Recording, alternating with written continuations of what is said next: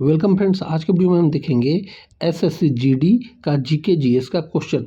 यदि आपको वीडियो अच्छा लगे तो इस वीडियो को लाइक और अपने दोस्तों में इस वीडियो को शेयर जरूर कर दें। चलिए मैं इस वीडियो को शुरू करता हूं। आज का हमारा पहला प्रश्न है, भारतीय संविधान का कौन सा अनुच्छेद 6 से 14 वर्ष तक के बच्चों के लिए शिक्षा के अधिकार को मौलिक अधिकार बनाता है? तो वह अनुच्छेद है अनुच्छेद 21 का ए। इस प्रश्न का आप व्याख्या देखेंगे जो कि आपके एग्जाम के लिए काफ़ी महत्वपूर्ण है। अनुच्छेद 21 का ए को 86वें संविधान संशोधन अधिनियम 2002 के द्वारा जोड़ा गया था। इसके तहत राज्य को 6 से 14 वर्ष की आयु के बच्चों को मुफ्त और अनिवार्य शिक्षा प्रदान करनी होगी। ध्यान दें कि अनुच्छेद 21 जीवन और व्यक्तिगत स्वतंत्रता से संबंधित है। अनुच्छेद 45 नीति निर्देशक तत्वों के तहत बचपन के देखभाल की बात करता है और अनुच्छेद 51 का ए में 11वां मौलिक कर्तव्य भी शिक्षा से जुड़ा हुआ है। ये आपको याद रखना है। हमारा अगला प्रश्न है, सिंधु घाटी सभ्यता का प्रसिद्ध विशाल स्नानागार कहाँ पाया गया था? तो दोस्तों यह पाया गया था मोहनजोदड़ो में। इस प्रश्न का आप व्याख्या देखेंगे कि मोहनजोदड़ो जो विशाल स्नानागार मोहनजोदड़ो की सबसे महत्वपूर्ण सार्वजनिक संरचना थी। इसका उपयोग संभवतः धार्मिक अनुष्ठानों के लिए किया जाता था। मोहनजोदड़ो को अर्थ मृतकों का टीला और यहाँ से नर्तक की कांस्य मूर्ति भी प्राप्त हुई थी। लोथल एक बंदरगाह शहर था जबकि कालीबंगा से जुते हुए खेतों के साँचे मिले थे। ये सारे के सारे बात आपको याद रखना है क्योंकि एग्जाम में ये सारे के सारे प्रश्न बन सकते हैं। धुआंधार जलप्रपात किस नदी पर स्थित है? दोस्तों यह रिपोर्ट नहीं है, पिछले सेट में हमारे द्वारा शिव समुद्रन बताया गया था। यहाँ पे आप धुआंधार जलप्रपात की बात कही जा रही है तो यह नर्मदा नदी पर स्थित है। ये आपको याद रखना है। और इस प्रश्न का आप व्याख्या देखेंगे कि धुआंधार जलप्रपात मध्य प्रदेश के जबलपुर जिले में भेड़ाघाट नामक स्थान पर स्थित है। यहाँ नर्मदा नदी संगमरमर की पहाड़ियों के बीच से गिरती है जिसमें धुएं जैसा दृश्य उत्पन्न होता है। सारावती नदी पर कर्नाटक में जोग जलप्रपात है जो भारत के सबसे ऊंचे जलप्रपातों में से एक है। ये आपको याद रखना है। हमारा अगला प्रश्न है, भारत में प्रथम जनगणना किस वायसराय के कार्यकाल में हुआ था? तो यह हुआ था दोस्तों लॉर्ड मेयो के कार्यकाल में, यानी ऑप्शन नंबर बी। इस प्रश्न का आप व्याख्या देखेंगे कि भारत में पहली गैर आधिकारिक जनगणना 1872 में लॉर्ड मेयो के समय में हुई थी, लेकिन भारत में पहली नियमित और पूर्ण जनगणना 1881 में लॉर्ड रिपन के कार्यकाल में शुरू हुई थी। तब से हर साल 10 साल में जनगणना की जाती है। लॉर्ड डफरिन के समय भारतीय राष्ट्रीय कांग्रेस 1885 की स्थापना हुई थी। ये भी आपको याद रखना है। हमारा अगला प्रश्न है, मोहिनी अट्टम शास्त्रीय नृत्य किस राज्य में संबंधित है? तो मोहिनी अट्टम जो है यह केरल से संबंधित है, यानी ऑप्शन नंबर बी। इस प्रश्न का आप व्याख्या देखेंगे कि मोहिनी अट्टम को केरल का एक शास्त्रीय नृत्य है जो केवल महिलाओं द्वारा किया जाता है। मोहिनी का अर्थ है मन मोहने वाली स्त्री, भगवान विष्णु का अवतार। केरल का एक और प्रसिद्ध शास्त्रीय नृत्य कथकली है। तमिलनाडु का भारतनाट्यम और आंध्र प्रदेश का कुचिपुड़ी प्रसिद्ध शास्त्रीय नृत्य है। ये आपको याद रखना है। हमारा अगला प्रश्न है, कैबिनेट मिशन भारत किस वर्ष आया था? तो कैबिनेट मिशन भारत वर्ष 1946 में आया था। इस प्रश्न का आप व्याख्या देखेंगे कि कैबिनेट मिशन भारत 1946 में आया था और इसके 3 सदस्य थे, पैंथिक लॉरेंस, अस्टोफ क्रिप्सन और एबी अलेक्जेंडर। इस मिशन का मुख्य उद्देश्य भारत के लिए एक नया संविधान बनाने की प्रक्रिया शुरू करना और एक अंतरिम सरकार बनाना था। 1942 में क्रिप्सन मिशन आया था जो असफल रहा था। हमारा अगला प्रश्न है, पायरिया रोग शरीर के किस अंग को प्रभावित करता है? तो यहाँ पायरिया की बात कही जा रही है तो यह मसूड़े को प्रभावित करता है। इस प्रश्न को आप व्याख्या देखेंगे कि पायरिया दांतों और मसूड़ों का एक गंभीर रोग है जो बैक्टीरिया के संक्रमण के कारण होता है। इससे मसूड़ों से खून आना और दांतों का कमजोर होना जैसी समस्याएं होती है। विटामिन सी की कमी से होने वाला स्कर्विक भी मसूड़ों को प्रभावित करता है। आँखों में टेक्रोमा और ग्लूकोमा जैसी बीमारियां से प्रभावित होती है। ये आपको याद रखना है। हमारा अगला प्रश्न है, भारतीय संविधान के किस संशोधन को लघु संविधान कहा जाता है? यह वेरी वेरी इंपॉर्टेंट क्वेश्चन है और यह आपके एग्जाम में पूछा जाएगा। तो यह होता है संविधान संशोधन 42वां जो है यह लघु संविधान कहा जाता है। इस प्रश्न का आप व्याख्या देखेंगे कि यह वर्ष 1976 में हुए 42वें संविधान संशोधन को मिनी संविधान कहा जाता है, क्योंकि इसके द्वारा संविधान में बहुत बड़े बदलाव किए गए थे। इसी के तहत प्रस्तावना में समाजवादी, धर्मनिरपेक्ष और अखंडता शब्द जोड़े गए थे और भाग 4A मौलिक कर्तव्य को शामिल किया गया था। ये सभी की बातें आपको याद रखना है, क्योंकि आपके एग्जाम में ये सारे के सारे प्रश्न बन के आ सकते हैं। हमारा अगला प्रश्न है, प्रेरी घास के मैदान विश्व के किस भाग में पाए जाते हैं? तो यह पाया जाता है उत्तरी अमेरिका में, यानी ऑप्शन नंबर बी। इस प्रश्न का आप व्याख्या देखेंगे कि उत्तरी अमेरिका के समशीतोष्ण घास के मैदान को प्रेरी घास कहा जाता है। इन्हें विश्व की रोटी की टोकरी भी कहते हैं। दक्षिण अमेरिका के मैदानों को पम्पास, अफ्रीका के मैदानों को वेल्ड और ऑस्ट्रेलिया के मैदानों को डाउन्स कहा जाता है। ये सारे के सारे आपको मैदानों के नाम याद रखना है, क्योंकि ये क्वेश्चन बनते हैं। हमारा अगला प्रश्न है, आर्किमिडीज का सिद्धांत किससे संबंधित है? तो यह संबंधित है दोस्तों उत्प्लावन बल से। इस प्रश्न का आप व्याख्या देखेंगे कि इस सिद्धांत के अनुसार जब कोई वस्तु किसी तरल में पूरी या आंशिक रूप से डुबोई जाती है तो उस पर ऊपर की ओर एक बल लगता है जो उस वस्तु द्वारा हटाए गए तरल के भार के बराबर होता है।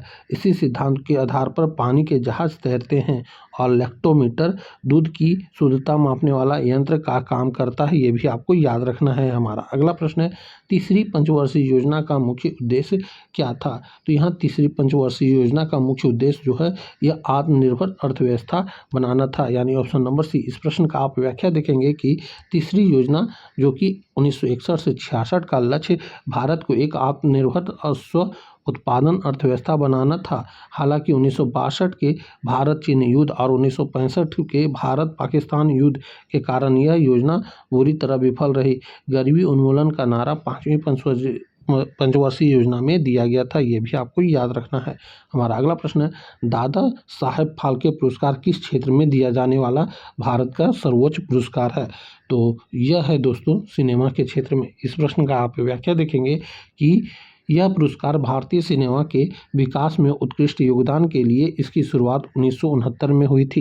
पहली प्राप्तकर्ता देविका रानी थी। सूचना और प्रसारण मंत्रालय द्वारा यह पुरस्कार प्रतिवर्ष राष्ट्रीय फिल्म पुरस्कार समारोह में दिया जाता है। हमारा अगला प्रश्न है कि तुगलकनामा पुस्तक के लेखक कौन थे? तो यहाँ तुगलकनामा की बात कही जा रही है, तो इसके लेखक थे अमीर खुसरो जी। इस प्रश्न का आप व्याख्या देखेंगे कि अमीर खुसरो को तूतिए हिंद कहा जाता है। ये भी आपको याद रखना है, यानी भारत का तोता। उन्होंने तुगलक वंश के सुल्तान गयासुद्दीन तुगलक के शासनकाल पर तुगलकनामा लिखी थी।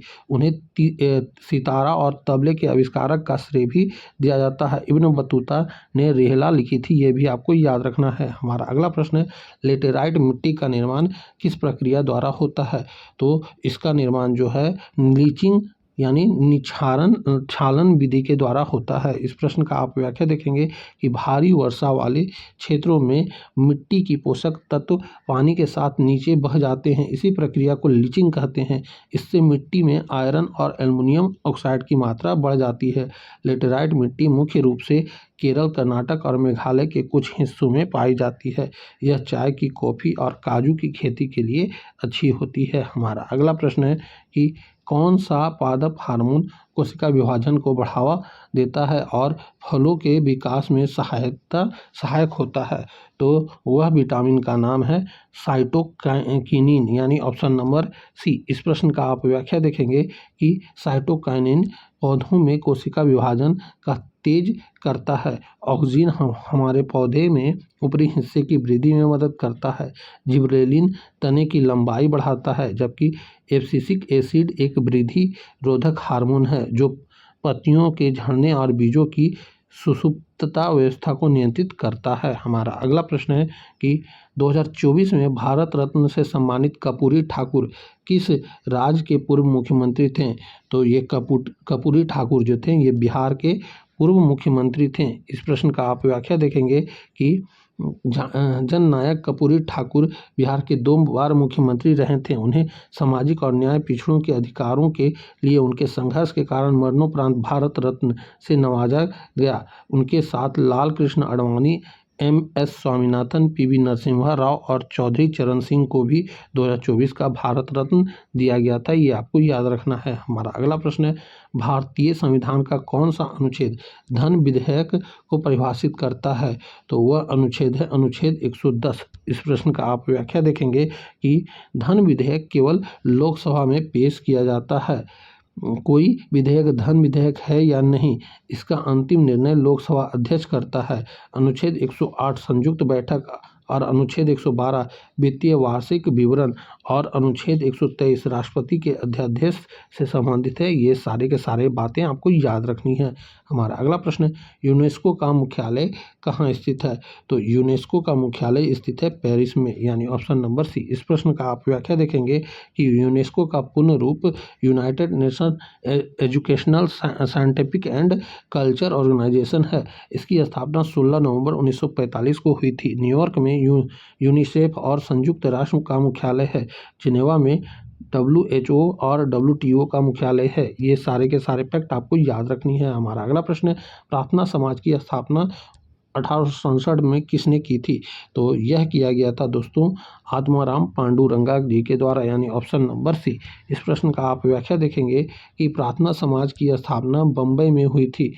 इसमें महादेव गोविंद रानडे का भी महत्वपूर्ण योगदान था। राजा राममोहन राय ने ब्रह्म समाज 1828, स्वामी दयानंद सरस्वती ने आर्य समाज 1875 और ज्योतिबा फुले ने सत्यशोधक समाज 1873 की स्थापना की थी। हमारा अगला प्रश्न है, रेडियो धर्मिता की खोज किसने की थी? तो रेडियो धर्मिता की खोज किया गया था हेनरी बेकरल जी के द्वारा, यानी ऑप्शन नंबर बी। इस प्रश्न का आप व्याख्या देखेंगे कि हेनरी बेकरल को 1896 में रेडियो धार्मिकता की खोज की थी। मैडम क्यूरी और उनके पति पियरे क्यूरी ने बाद में रेडियम और पोलोनियम की खोज की थी। रेडियो धार्मिकता की SI इकाई जो है बेकुरल है, और हालांकि क्यूरी भी एक पुरानी प्रचलित इकाई है। ये आपको याद रखना है। हमारा अगला प्रश्न है, भारत का पहला जैवमंडल आरक्षित क्षेत्र कौन सा है?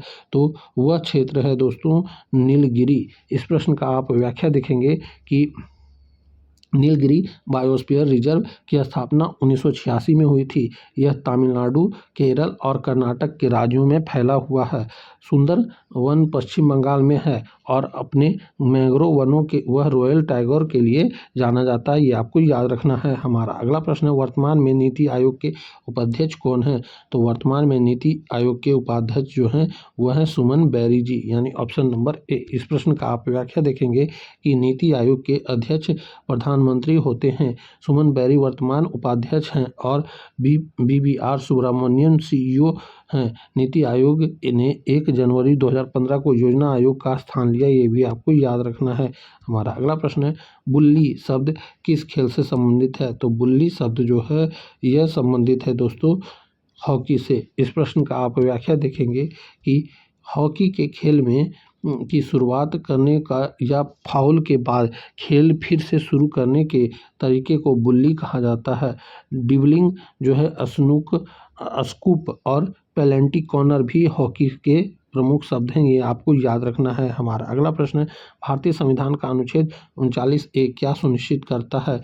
तो 39A सुनिश्चित करता है दोस्तों समान न्याय और मुफ्त कानूनी सहायता, यानी ऑप्शन नंबर बी। इस प्रश्न का आप व्याख्या देखेंगे कि समान न्याय और मुफ्त कानूनी सहायता इसे 42वें संविधान संशोधन द्वारा जोड़ा गया था ताकि गरीब नागरिकों को न्याय पाने में आर्थिक बाधा न आए। अनुच्छेद 44 समान नागरिकता संहिता से संबंधित है और अनुच्छेद 50 कार्यपालिका और न्यायपालिका को अलग करने की बात करता है। हमारा अगला प्रश्न है कि ग्रेफाइट और हीरा किसके अपरूप हैं? तो ग्रेफाइट और हीरा जो है यह कार्बन के अपरूप हैं, यानी ऑप्शन नंबर सी। इस प्रश्न का आप व्याख्या देखेंगे कि हीरा और ग्रेफाइट दोनों शुद्ध कार्बन से बने होते हैं, लेकिन उनकी परमाणु संरचना अलग होती है। हीरा दुनिया का सबसे कठोर पदार्थ है और बिजली का कुचालक है, जबकि ग्रेफाइट नरम होता है और बिजली का सुचालक होता है। कार्बन का एक और प्रमुख अपरूप फुलेरिन है, ये आपको याद रखना है। तो दोस्तों यहीं पे हमारा 25 क्वेश्चन पूरा होता है। 25 क्वेश्चन में से आपके कितने प्रश्न सही हुए और कितने गलत हुए आप हमें कमेंट करके बताएंगे। तो अब हम आपसे मिलेंगे अगली वीडियो में, तब तक के लिए जय हिंद, वंदे मातरम।